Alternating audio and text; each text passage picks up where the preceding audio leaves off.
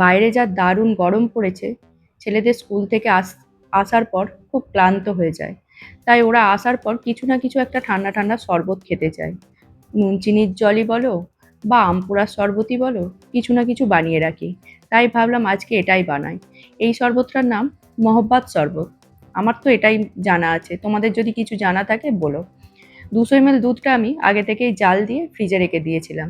তাই দুধটা অনেক ঠান্ডা হয়ে যাবার জন্য গুঁড়ো দুধটা ভালো করে গুলতে পারছিলাম না। 3 চামচ চিনি নিয়েছি, 3 চামচ গুঁড়ো দুধ নিয়েছি, 1 চামচ সকাল থেকে ভিজিয়ে রাখা চিয়া সিড, আর 2 চামচ কতিলা। কতিলাটা আশা করি তোমরা সবাই জানো, এটা অনলাইনে পাওয়া যায়। গরমে এটা অনেকেই খায়। এটা শরীরটাকে ভেতর থেকে অনেক ঠান্ডা করে। আর যারা জল কম খায় তারা এই কতিলাটা খেলে তাদের শরীরে অনেক রকম মানে অসুবিধার হাত থেকে তারা রেহাই পায়। আর দিলাম একটু কুচনো তরমুজ, আর 2 চামচ গোলাপ জল। এই ছিল এর উপকরণ। বাড়িতে একটু গোলাপের পাপড়ি ছিল, ওটাকেই গুঁড়ো করে নিয়ে গ্লাসটাকে সাজিয়ে নিলাম। ভারী সুন্দর দেখতে হয়েছে, খেতেও খুব টেস্টি হয়েছে। আর ছেলেরা তো এসে খুব খুশি হয়েছে যে ওদের জন্য এত সুন্দর করে ওদের মাছ সাজিয়ে রেখেছে।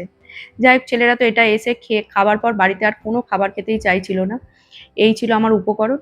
আর এটা তোমরা বাড়িতে ফ্রিজে বানিয়েও রাখতে পারো, এই গরমে ফ্রিজ থেকে বের করে ঠান্ডা ঠান্ডা খেতেও পারো। কোনো ঝামেলাও নেই, কোনো খাটনি ছাড়াই এত সুন্দর একটা শরবত তৈরি হয়ে গেল।